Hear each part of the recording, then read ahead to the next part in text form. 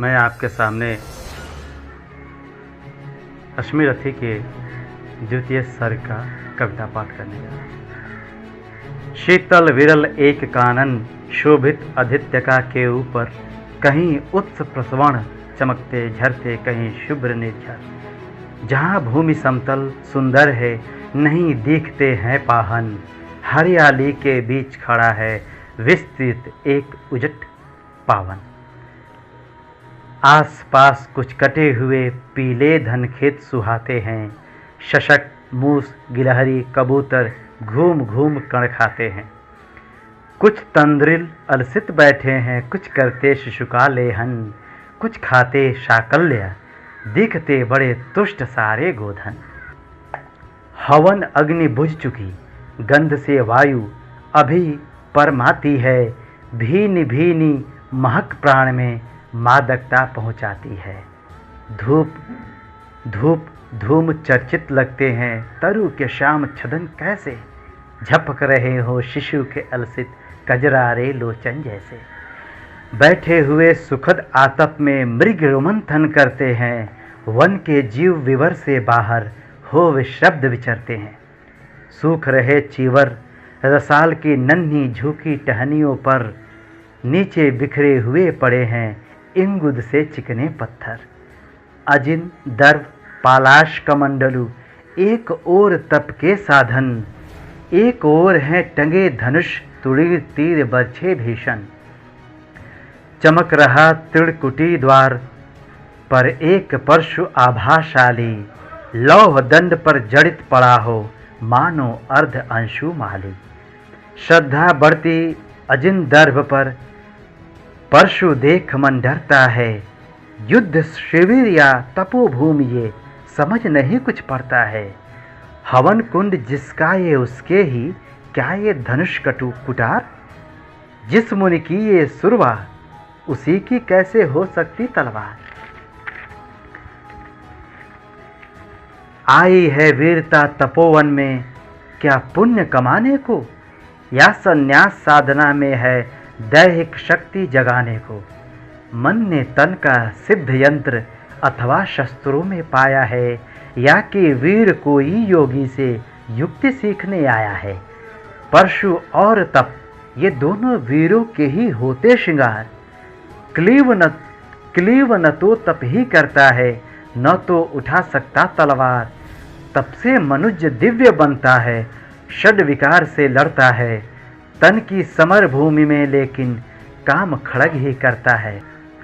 किंतु कौन नर तपोनिष्ठ है यहाँ धनुष धरने वाला, एक साथ यज्ञाग्नि और असी की पूजा करने वाला।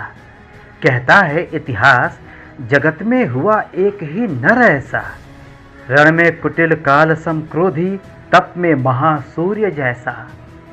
मुख में वेद पीठ पर तर्कस, कर में कठिन कुठार विमल। शाप और शर दोनों ही थे जिस महान ऋषि के संबल। ये कुटीर है उसी महामुनि परशुराम बलशाली का, भृगु के परम पुनीत वंशधर व्रति वीर प्रणपाली का। हाँ हाँ वही कर्ण की जांघों पर अपना मस्तक धरकर सोए हैं, तरुवर के नीचे आश्रम से किंचित हटकर। पत्तों से छन छन कर मीठी धूप माघ की आती है, पड़ती मुनि की थकी देह पर और थकान मिटाती है। कर्ण मुग्ध हो भक्ति भाव से मग्न हुआ सा जाता है, कभी जटा पर हाथ फेरता पीठ कभी सहलाता है। चढ़े नहीं चीटियां बदन पर, पड़े नहीं तृणपात कभी। कर्ण सजग है उचट जाए गुरुवर की कच्ची नींद नहीं। वृद्ध देह तप से कृश काया, उस पर आयुध संचालन। हाय पड़ा शंभार देव पर असमय यह मेरे कारण। किंतु वृद्ध होने पर भी अंगों में है क्षमता कितनी, और रात दिन मुझ पर दिखलाते रहते ममता कितनी। कहते हैं वो वत्स पुष्टिकर भोग न तू यदि खाएगा, मेरे शिक्षण की कठोरता को कैसे सह पाएगा। अनुगामी यदि बना कहीं तू, खान पान में भी मेरा सूख जाएगा लहू, बचेगा हड्डी भर ढांचा तेरा। जरा सोच कितनी जरा सोच कितनी कठोरता से मैं तुझे चलाता हूँ, और नहीं तो एक पाँव दिन भर में रक्त जलाता हूँ। इतनी पूर्ति कहाँ से होगी बना अगर तू सन्यासी, इस प्रकार तो चबा जाएगी तुझे भूख सन्यासी। पत्थर सी हो मांसपेशियाँ, लोहे से भुजदंड अभय, नस नस में हो लहर आग की, तभी जवानी पाती जाए। विप्र हुआ तो क्या रखेगा रोक अभी से खाने पर, कर लेना घनघोर तपस्या वह चतुर्थ के आने पर। ब्राह्मण का है धर्म त्याग, पर क्या बालक भी त्यागी हो। जन्म साथ श्लोक स्मृति के ही क्या वे अनुरागी हो। क्या विचित्र रचना समाज की, गिरा ज्ञान ब्राह्मण घर में, मोती बरसा वैश्य रेशम में, पड़ा खड़ग क्षत्रिय कर में। खड़ग बड़ा उद्धत होता है, उद्धत होते हैं राजे, इसीलिए तो सदा बजाते रहते वे रण के बाजे। और करे ज्ञानी ब्राह्मण क्या, असी विहीन मन डरता है, राजा देता मान, भूप का वो भी आदर करता है। सुनता कौन यहाँ ब्राह्मणों की, सुनता कौन यहाँ ब्राह्मण की, करते सब अपने मन की। डुबो रही शोणित में भूपों की लिप्सा रण की। और रण भी किस लिए, नहीं जग से दुख दैन्य भगाने को, पर शोषक पथभ्रांत मनुष्य को नहीं धर्म पर लाने को। रण केवल इसलिए कि राजे और सुखी हो, मानी हो, और प्रजाएं मिले उन्हें वे और अधिक अभिमानी हो। रण केवल इसलिए कि वे कल्पित अभाव से छूट सकें, बढ़े राज्य की सीमा, जिससे अधिक जनों को लूट सके। रण केवल इसलिए कि सत्ता बढ़े, नहीं पत्ता डोले, भूपों के विपरीत न कोई कहीं कभी कुछ भी बोले। ज्यों ज्यों मिलती विजय, अहम नरपति का बढ़ता जाता है, और जोर से वो समाज के सिर पर चढ़ता जाता है। अब तो है ये दशा कि जो कुछ है वो राजा का बल है। ब्राह्मण खड़ा सामने केवल लिए शंख गंगा जल है। कहाँ तेज ब्राह्मण में अविवेकी राजा को रोक सके, धरे कुपथ पर जभी पांव वो तत्क्षण उसको टोक सके। और कहे भी तो ब्राह्मण की बात कौन सुन पाता है, यहाँ रोज राजा ब्राह्मण को अपमानित करवाता है। चलती नहीं यहाँ पंडित की, चलती नहीं तपस्वी की, जय पुकारती प्रजा रात दिन, राजा जय यशस्वी होती। सिर था जो सारे समाज का, वही अनादर पाता है। जो भी खिलता फूल भुजा के ऊपर चढ़ता जाता है। चारों ओर लोभ की ज्वाला, चारों ओर भोग की जय, पाप भार से दबी धसी जा रही धरा पल पल निश्चय। जब तक भोगी भूप प्रजाओं के नेता कहलाएंगे, ज्ञान त्याग तप नहीं श्रेष्ठता का जब तक पद पाएंगे। अशन वसन से हीन दीनता में जीवन धरने वाले, सहकर भी अपमान मनुष्यता की चिंता करने वाले। कवि कोविद विज्ञान विशारद, कलाकार पंडित ज्ञानी, कनक नहीं कल्पना ज्ञान उज्ज्वल चरित्र के अभिमानी। इन विभूतियों को जब तक संसार नहीं पहचानेगा, राजाओं से अधिक पूज्य जब तक न इन्हें वो मानेगा, तब तक पड़ी आग में धरती इसी तरह अकुलाएगी। चाहे जो भी करे दुखों से छूट नहीं वो पाएगी। थकी जीभ समझाकर गहरी लगी ठेस अभिलाषा को, भूप समझता नहीं और कुछ छोड़ खड़ग की भाषा को। रोक टोक से नहीं सुनेगा, निप समाज अविचारी है, ग्रीवाहर निष्ठुर कुठार का ये मदांध अधिकारी है। इसीलिए तो मैं कहता हूँ, अरे ज्ञानियों खड़ग धरो, हर न सका जिसको कोई भी, भूखा वो तुम त्रास हरो। नित्य कहा करते हैं गुरुवर, खड़ग महाभयकारी है, इसे उठाने का जग में हर एक नहीं अधिकारी है। वही उठा सकता है इसको जो कठोर हो कोमलतम भी, जिसमें हो धीरता वीरता और तपस्या का बल भी। वीर वही है जो कि शत्रु पर जब भी खड़ग उठाता है, मानवता के महागुणों की सत्ता भूल न जाता है। सीमित जो रख सके खड़ग को पास उसी को आने दो, विप्र जाति के सिवा किसी को मत तलवार उठाने दो। जब जब मैं शरचाप उठाकर कर तब कुछ दिखलाता हूँ, सुनकर आशीर्वाद देव का धन्य धन्य हो जाता हूँ। जियो जियो ऐ वत्स, तीर तुमने कैसा ये मारा है, दहक उठा वन उधर, इधर फूटी निर्झर की धारा है। मैं शंकित था ब्रह्मवीरता मेरे साथ मरेगी क्या, परशुराम की याद विप्र की जाति न जुगा धरेगी क्या। पाकर तुम्हें किंतु इस वन में मेरा हृदय हुआ शीतल, तुम अवश्य ढोवोगे उसको, मुझ में है जो तेज अनल। जियो जियो ब्राह्मण कुमार, तुम अक्षय कीर्ति कमाओगे, एक बार तुम भी धरती को निःशत्र कर जाओगे। निश्चय तुम ब्राह्मण कुमार हो, कवच और कुंडलधारी, तब कर सकते और माता पिता किसके इतना भारी। किंतु हाय ब्राह्मण कुमार सुन प्राण कांपने लगते हैं, मन उठता धिक्कार, हृदय में भाव गलानी के जगते हैं। गुरु का प्रेम किसी को भी क्या ऐसे कभी खला होगा, और शिष्य ने कभी किसी गुरु को इस तरह छला होगा।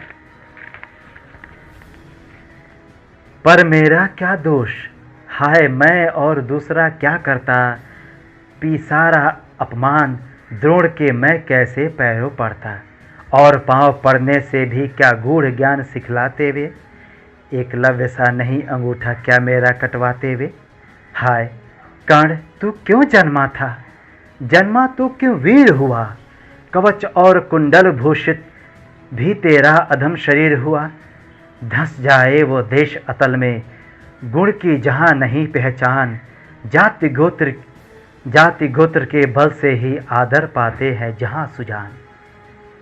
नहीं पूछता है कोई तुम व्रति वीर या दानी हो, सभी पूछते मात्र ही तुम किस कुल के अभिमानी हो। मगर मनुष्य क्या करें, जन्म लेना तो उसके हाथ नहीं, चुनना जाति और कुल अपने बस की हो है बात नहीं। मैं कहता हूँ अगर विधाता नर को मुट्ठी भर में भरकर कहीं छीट दे ब्रह्मलोक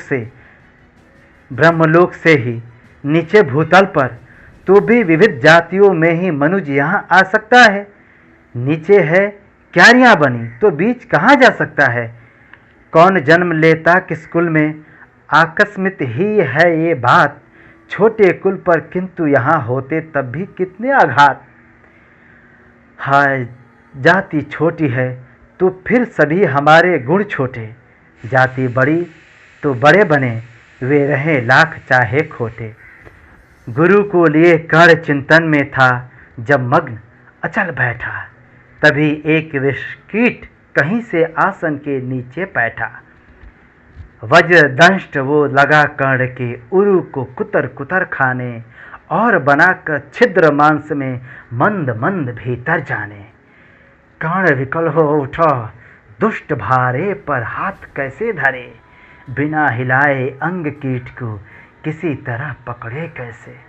पर भीतर उस धंसे कीट तक हाथ नहीं जा सकता था, बिना उठाए पांव शत्रु को कर्ण नहीं जा सकता था।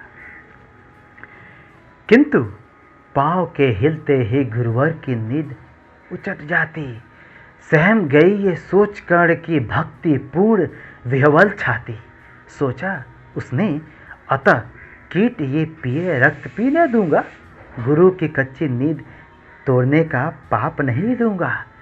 बैठा रहा अचल आसन से कर्ण बहुत मन को मारे, आह निकाले बिना शिलाही सहनशीलता को धारे। किंतु लहू के गर्म धार जो सहसा आन लगी तन में, परशुराम जग पड़े रक्त को देख विस्मित मन में। कर्ण झपट कर उठा इंगितों में गुरु से आज्ञा लेकर, बाहर किया कीट को उसने शत में से उंगली देकर। परशुराम बोले, शिव शिव, तूने ये क्यों मूर्खता पड़ी? सहता रहा अचल, जाने कब से ऐसी वेदना कड़ी। अरे तनिक लजाकर कहा कर्ण ने, नहीं अधिक पीड़ा मुझको। महाराज, क्या कर सकता है ये छोटा कीड़ा मुझको? मैंने सोचा हिला डुला तो वृथा आप जग जाएंगे, क्षण भर को विश्राम विलाप जो नाहक उसे गवाएंगे। निश्चल बैठा रहा, सोचिए कीट स्वयं उड़ जाएगा। छोटा सा ये जीव मुझे कितने पीड़ा पहुंचाएगा। पर ये तो भीतर धंसता ही गया, मुझे हैरान किया। लज्जित हूँ इसीलिए कि सब कुछ स्वयं आपने देख लिया। परशुराम गंभीर हो गए, सोच न जाने क्या मन में। फिर सहसा क्रोधाग्नि भयानक भभक उठी उनके तन में। दांत पीस आंखें तरेर कर बोले, कौन छली है तू? ब्राह्मण है या और किसी अभिजन का पुत्र बलि है तू? सहनशीलता को अपना कर ब्राह्मण कभी न जीता है, किसी लक्ष्य के लिए नहीं अपमान हलाहल पीता है। सह सकता जो कठिन वेदना, पी सकता अपमान वही, बुद्धि चलाती जिसे तेज का कर सकता बलिदान वही। तेज पुंज ब्राह्मण तिल तिल कर जले, नहीं ये हो सकता। किसी दिशा में भी स्वभाव अपना वो कैसे खो सकता? कसक भोगता हुआ विप्र निश्चल कैसे रह सकता है? इस प्रकार के चुभन वेदना क्षत्रिय ही सह सकता है। तू अवश्य क्षत्रिय है पापी, बता, न तो फल पाएगा, परशुराम के कठिन शाप से अभी भस्म हो जाएगा। क्षमा क्षमा हे देव दयामय, गिरा कर्ण गुरु के पद पे, मुख विवर्ण हो गया, अंग कांपने लगे भय से थर थर। सूत पुत्र मैं शूद्र कर्ण हूँ, करुणा का अभिलाषी हूँ, जो भी हूँ पर देव आपका अनुचर अंत्यवासी हूँ। छले नहीं मैं हाय, किंतु छल का ही तो ये काम हुआ। आया था विद्या संचय को, किंतु व्यर्थ बदनाम हुआ। बड़ा लोभ था बनु शिष्य में, कार्तवीर्य के जेता का, तपोदीप्त शूरमा, विश्व के नूतन धर्म प्रणेता का। पर शंका थी मुझे, सत्य का अगर पता पा जाएंगे, महाराज मुझ सूत पुत्र को कुछ भी नहीं सिखाएंगे। बता सका मैं नहीं इसी से प्रभु, जाति अपनी छोटी, करे देव विश्वास, भावना और न थी कोई खोटी। पर इतने से भी लज्जा में हाय गड़ा सा जाता हूँ, मारे बिना हृदय में अपने आप मरा सा जाता हूँ। छल से पाना मान जगत में किल्विष है, मल ही हो तो हो, मल ही तो है। ऊंचा बना आपके आगे, सचमुच ये छल ही तो है। पाता था सम्मान आज तक धानी, व्रती बलि होकर, अब जाऊंगा कहाँ स्वयं गुरु के सामने छली होकर। करे भस्म ही देव मुझे सम्मुख है मस्तक नत मेरा, एक कसक रह गई नहीं पूरा जीवन का व्रत मेरा। गुरु की कृपा शाप से जलकर अभी भस्म हो जाऊंगा, पर मदांध अर्जुन का मस्तक देव कहाँ से पाऊंगा। यह तृष्णा, यह विजय कामना मुझे छोड़ क्या पाएगी प्रभु। अतृप्त वासना मरे पर भी मुझको भरमाएगी। दुर्योधन की हार देवता कैसे सहन करूंगा मैं। अब है देख अर्जुन को, मरकर भी तो रोज मरूंगा मैं। परशुराम का शिष्य कर्ण पर जीवन दान न मांगेगा, बड़ी शांति के साथ चरण को पकड़ प्राण निज त्यागेगा। प्रस्तुत हूँ देशाप, किंतु अंतिम सुख तो ये पाने दे, इन्हीं पाद पद्मों के ऊपर मुझको प्राण गंवाने दें। लिपट गया गुरु के चरणों से विकल कर्ण इतना कहकर, दो कड़िकाएं गिरी अश्रु की गुरु की आंखों से बहकर। बोले हाय कर्ण, तू ही प्रतिभट अर्जुन का नामी है, निश्चल सखा धृतराष्ट्रों का, विश्व विजय का कामी है। अब समझा किस लिए रात दिन तू वैसा श्रम करता था। मेरे शब्द शब्द को मन में क्यों सीपी सा धरता था। देखे अगणित शिष्य द्रोण को भी कर्तव्य कुछ सिखलाया, पर तुझ सा जिज्ञासु आज तक कभी नहीं मैंने पाया। तूने जीत लिया था मुझको निज पवित्रता के बल से। क्या पता था लूटने आया है कोई मुझको छल से। किसी और पर नहीं किया वैसा स्नेह मैं करता था। सोने पर भी धनुर्वेद का ज्ञान कान में भरता था। नहीं किया कार्य दिया जो कुछ था मेरे पास रतन। तुझ में निज को सौंप शांत अभी अभी प्रमोदित था मन। पापी बोल अभी भी मुख से तू न सूत रथ चालक है। परशुराम का शिष्य विक्रमी विप्रवंश का बालक है। सूत वंश में मिला सूर्य सा कैसे तेज प्रपल तुझको। किसने लाकर दिए कहां से कवच और कुंडल तुझको। सूत सा रखा जिसे उसको कैसे कठोर को मारूं मैं। जलते हुए क्रोध की ज्वाला लेकिन कहां उतारूं मैं। पद पर बोला कर्ण दिया था जिसको आंखों का पानी। करना होगा ग्रहण उसी को अनल आज है गुरु ज्ञानी। बरसाइए अनल आंखों से सिर पर उसे संभालूंगा। दंड भोग जल कर मुनि सतम छल का पाप छुड़ा लूंगा। परशुराम ने कहा कर्ण तू वेद नहीं मुझको ऐसे। तुझे पता क्या सता रहा है मुझको असमंजस कैसे। परशुराम का क्रोध भयानक निष्फल कभी न जाएगा।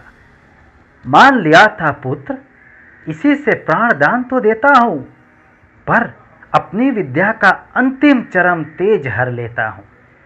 सिखलाया ब्रह्मास्त्र तुझे जो काम नहीं वो आएगा। है ये मेरा शाप समय पर उसे भूल तू जाएगा। कर्ण विकल हो खड़ा हुआ कह हाय क्या गुरुवर। दिया शाप अत्यंत निदारुण लिया नहीं जीवन क्यों हर। वर्षों की साधना साथ ही प्राण नहीं क्यों हर लेते। अब किस सुख के लिए मुझे धरती पर जीने देते हैं। परशुराम ने कहा कर्ण ये शाप अटल है सहन करो। जो कुछ मैंने कहा उसे सिर पर ले सादर वहन करो। इस महेंद्रगिरी पर तुमने क्या कुछ थोड़ा नहीं कमाया है। मेरा संचित निखिल ज्ञान तूने मुझसे ही पाया है। रहा नहीं ब्रह्मास्त्र एक इससे क्या आता जाता है। एक शास्त्र बल से न वीर कोई सब दिन कहलाता है। नई कला नूतन रचनाएं नई सूझ नूतन साधन।